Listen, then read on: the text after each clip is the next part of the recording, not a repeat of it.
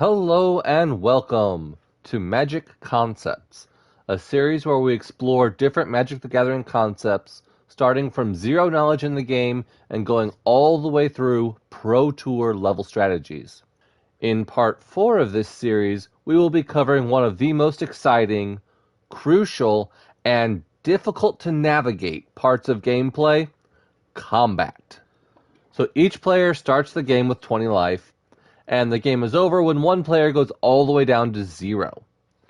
In most games, the quickest and easiest way to accomplish this is by attacking. Of course, your opponent has the same goal in mind and will be attacking you as well. So, how do you stop your opponent's attack? Well, by blocking, of course. But it's not always as simple as casting a huge creature like Sky Scythe in Golfer and flinging it in every turn. A lot can happen during combat. The primary focus in combat is going to be your creatures. After all, what's the point in playing a creature if you're not going to use it to attack or block? Sometimes you have to risk losing creatures that you want to keep in order to pressure your opponent's life total. These bold attacks can either be a feint to remove an opponent's creature through the use of a combat trick, or even a complete bluff to get in some free damage if you have convinced your opponent that you plan to do so. But in order to use these combat tricks effectively, you need to know about the different steps of the combat phase.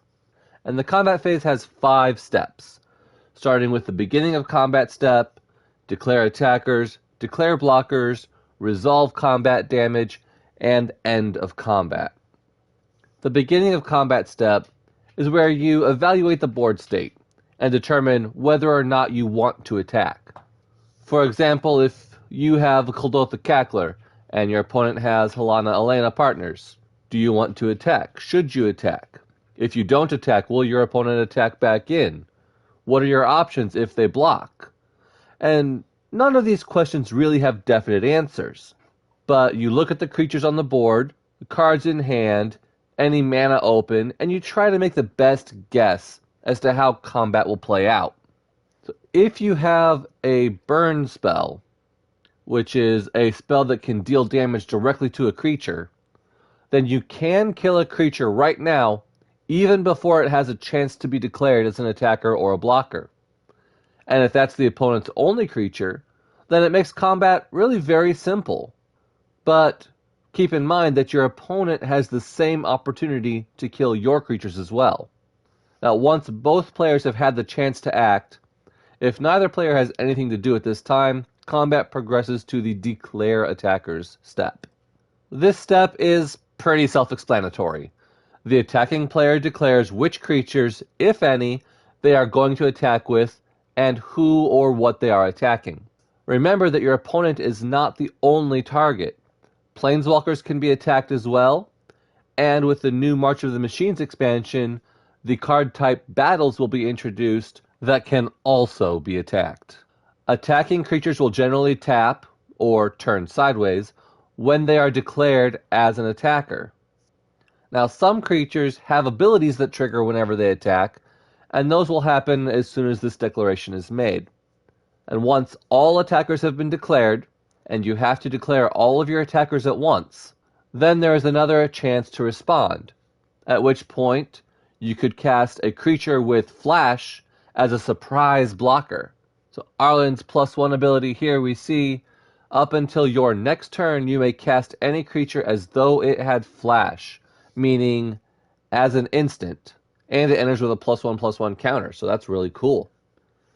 So once attackers have been declared, and any instants have been cast or creatures with Flash, then it's time to declare blockers, followed by another chance to play instants. Now keep in mind that only untapped creatures are able to block, which means that if you attacked with your creature on your turn, then they will not be able to block during your opponent's combat phase. And also that it's possible to block one attacker with multiple blockers, so that 2 or 3 smaller creatures can team up to take down one really big attacker. Now, if you're the defending player, you need to ask yourself a few questions. Should I block at all? Maybe I should just take the damage. If Clodothra Cackler is only a 2/3, then that 2 damage isn't really going to hurt me too much. But if you do block, say you flashed in your evolved Spinoderm with Arlen's ability, yeah, Cackler's only a 2/3, but can you risk that creature in combat if the opponent has a combat trick? What is your plan to win? Do you need the Spinoderm for your strategy? Does your opponent need that Cackler for their strategy? Are they likely to have a combat trick? Do they have mana open? Do they have cards in hand? All of these questions need to be weighed, and you need to make the best decision at the time. Generally, though, if your creature is bigger, you should probably block. Your opponent might have a combat trick, but they might be bluffing. They might not have anything at all. And blocking will force them to have that combat trick or else lose their creature. And if they do have a combat trick and end up killing your creature, well, then at least that combat trick will be gone. Your opponent won't have it in their hand to use the next time. So once attackers have been blocked, or not, and all instants resolved, then combat damage can be resolved. Some creatures have an ability called First Strike, like Halana and Elena partners. What this means is simply that they do damage first. Normally, all combat damage will happen at once. However, since Halana Elena has First Strike, they will do their damage to the defending creature first before it does its damage back. If the opposing creature dies from this damage, then Halana Elena won't take any combat damage at all. Some creatures even have Double Strike, which means they do damage twice per combat, once during First Strike damage, and then again during regular combat damage. Once we get to the combat damage step, there's really not much more you can do in the way of combat tricks to either pump your creatures, burn them, or protect them. You're going to want to do that after blockers are declared and before damage is calculated. Because at this point, there's really not much else you can do.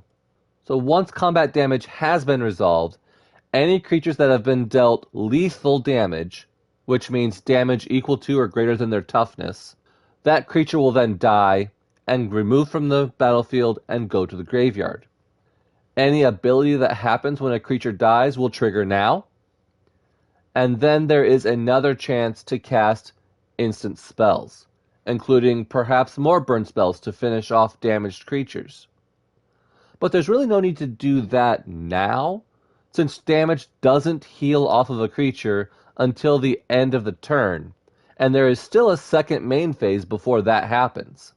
So we've been talking about combat tricks this whole time, and what they are, and basically it's any instant spell or effect that you can throw out during combat to either burn an opponent's creature, to buff or protect one of your own creatures, and basically change how combat will be decided.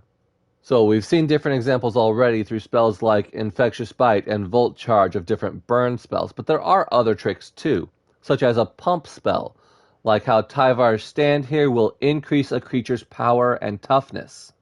Other combat tricks, also here on Tyvar's Stand, are defensive tricks that can make a creature indestructible, which means that even though it does take lethal damage, it doesn't die. Another protective ability, Hexproof, means that your creature cannot be targeted by your opponent's spells, meaning they can't burn your creature or cast a death spell at it. But timing is very critical when using these combat tricks, because you don't want to give a creature Hexproof before they're targeted by the kill spell, or else your opponent won't waste the spell, and then your advantage will be completely lost.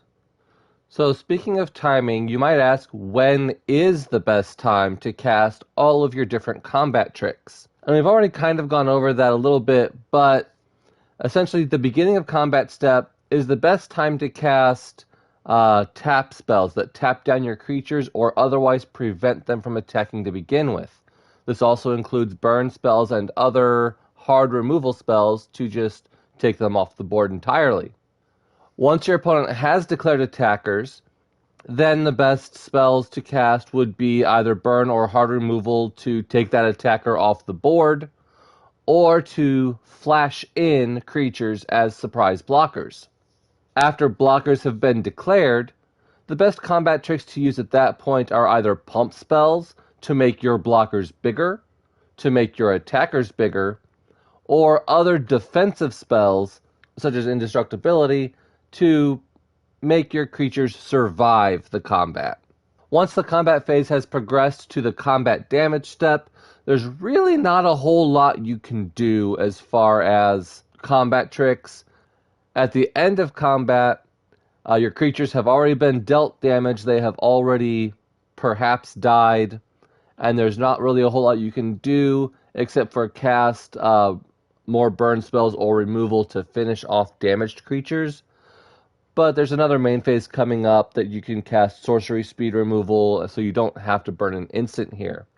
But there are some special cases that allow you to bring back creatures that have gone to the graveyard this turn, and so the end of combat is one such case where a card like that could be beneficial.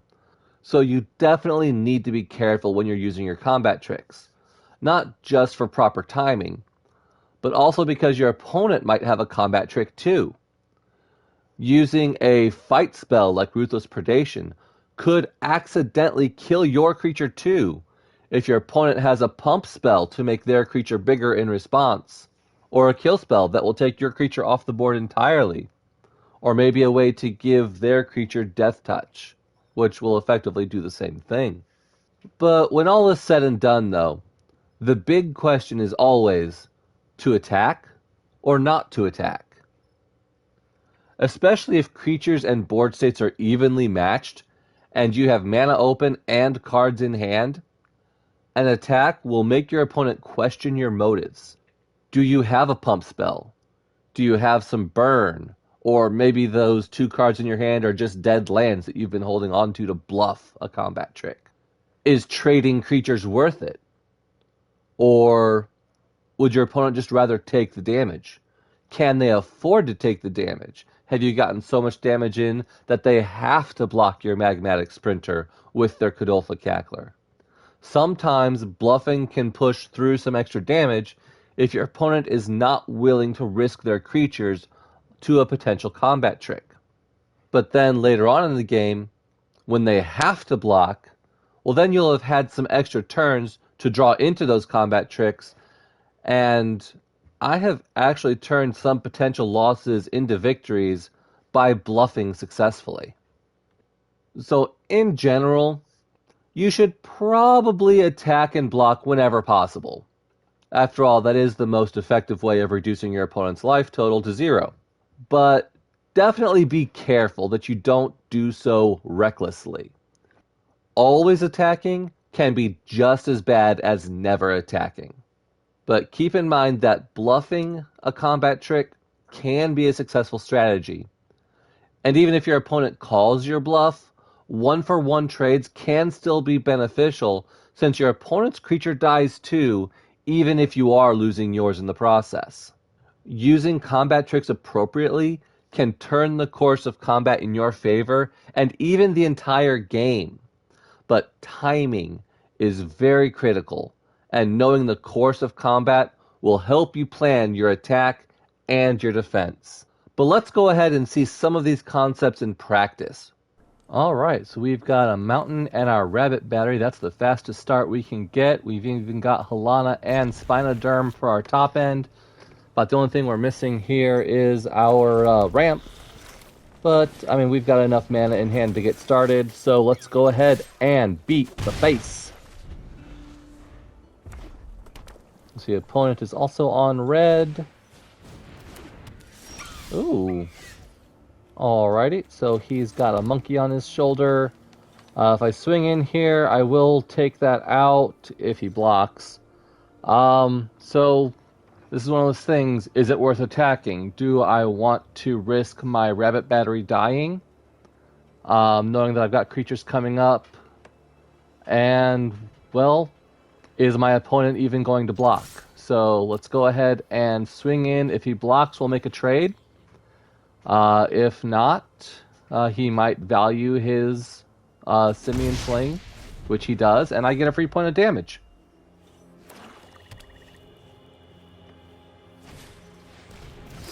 Ooh, Eater of Virtue. He is on a full-on equipment deck, isn't he? Alright. So he is going to go ahead and equip to make his monkey bigger and spank me right upside the face with it, but that is fine. We'll go ahead and drop Cackler here. It's not going to be able to attack this turn because I don't have the mana to equip the Rabbit Battery to it. But I can still swing in 1 point of damage, and we'll see what the opponent does.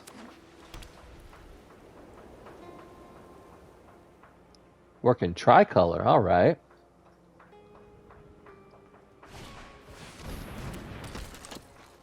So he is attacking with the monkey. I can block if I want to. If it eats the monkey, nothing really happens. I would lose Cackler. So this is another one of those things. Do I want to make the trade, getting the creature off the field? Chances are he's going to equip both of those to Norika next turn. So do I want her to be even bigger? Will I be able to block her if she's bigger? So I think I'll go ahead and make the trade here.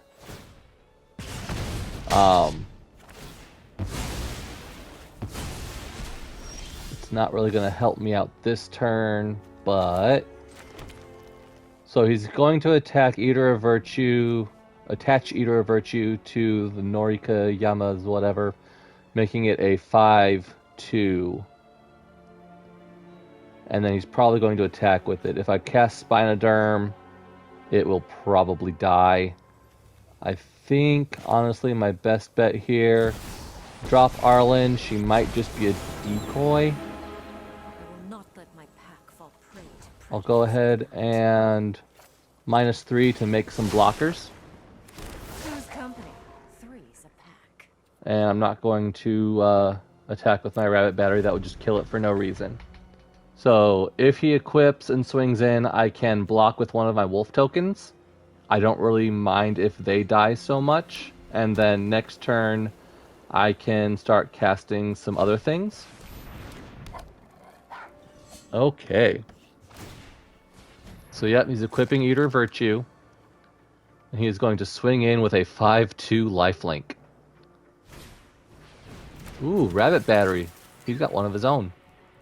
Alright, little hasty threats.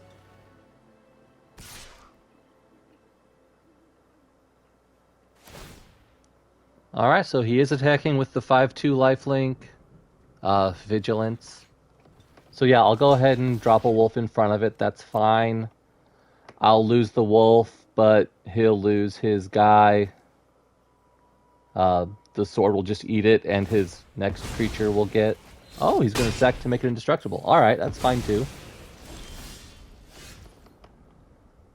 Alright, well, let's see. Let's go ahead and drop that. We'll go ahead and do a +1 here.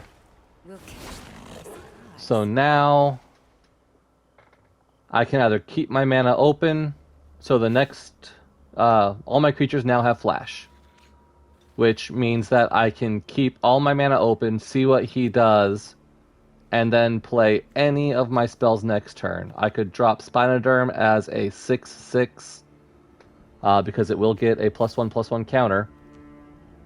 So I think that's what I'm going to do. Let my opponent give me some more information before I decide what to do.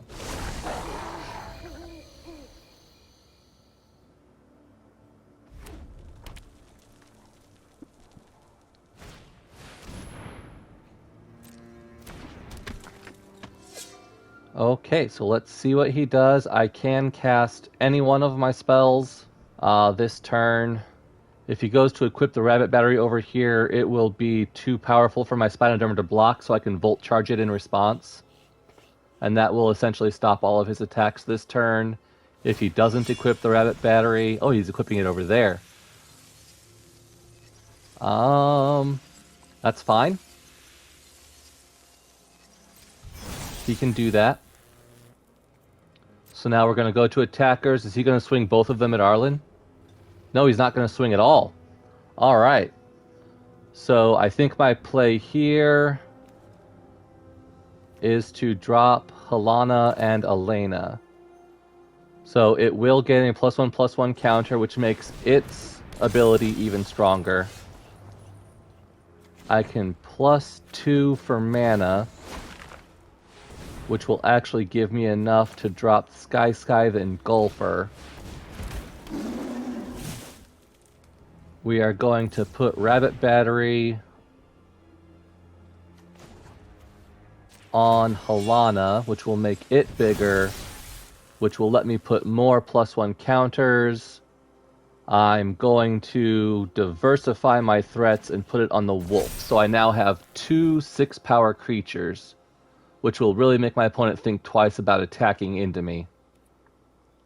But I think I'm going to hold back on defense for now, because I want to make sure that I protect Arlen if possible. He's casting a lot of these whenever a creature attacks alone spells, so he's probably only going to be attacking with one creature at a time. Ooh, first strike. Alright. Well, that makes whoever's got the halberd a match for Helena. Or any of my creatures, honestly. But he can't currently equip it because he doesn't have enough mana. Oh, but he can equip the Eater of Virtue over there. Okay, so he's diversifying his threats. Alright, so Arlen has once again flipped to her human side, which means that I can give my Spinoderm Flash until my next turn. Let's see, 4, and I'm 1 land short of casting both, so I can still only cast one or the other. So we are going to head to combat here.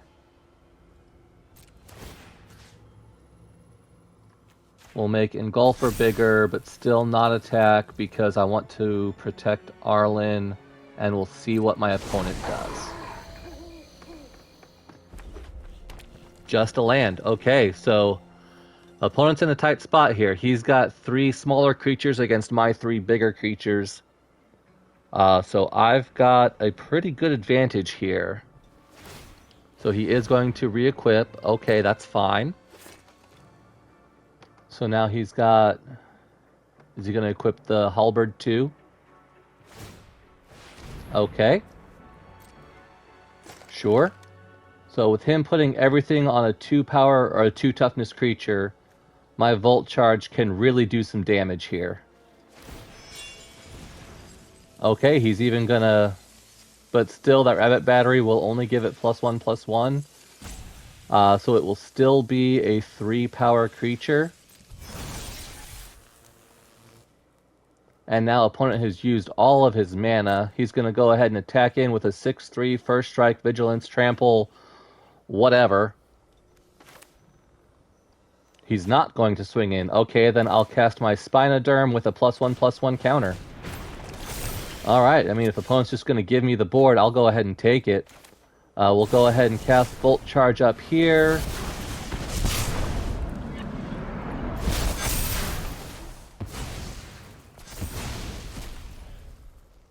We will reconfigure onto the Spinoderm. Oh, opponent has seen enough. Alright. So yeah, we'll reconfigure the Rabbit Battery to equip it onto the Spinoderm, who will then have haste and be able to attack. We can make Arlen into a 5/5 werewolf with trample, indestructible, and haste, and attack.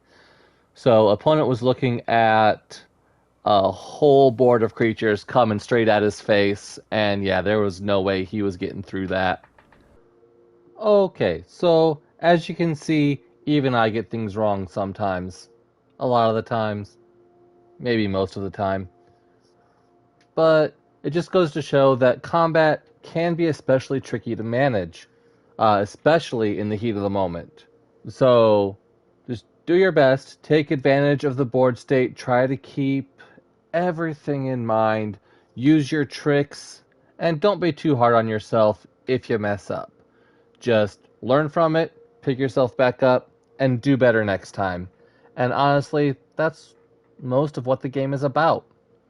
So if you enjoyed this video, you learned something about combat, leave a like on this video, make a comment down below as to what your favorite part of this video was.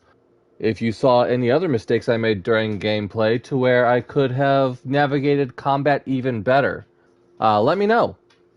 Also, subscribe to my channel if you haven't already. You can get notifications whenever another one of these parts come out, and we can go over even more magic concepts together in the future. You can go to my Patreon in the description below. Signing up to really helps out support the channel. You can get into my personal Discord, help build some of these decks. We can draft together, we can talk, we can have a bunch of fun, and we can help sculpt the direction of this channel even. So yeah, definitely do all of that. Like, comment, subscribe, Patreon, and I'll see you in the next video.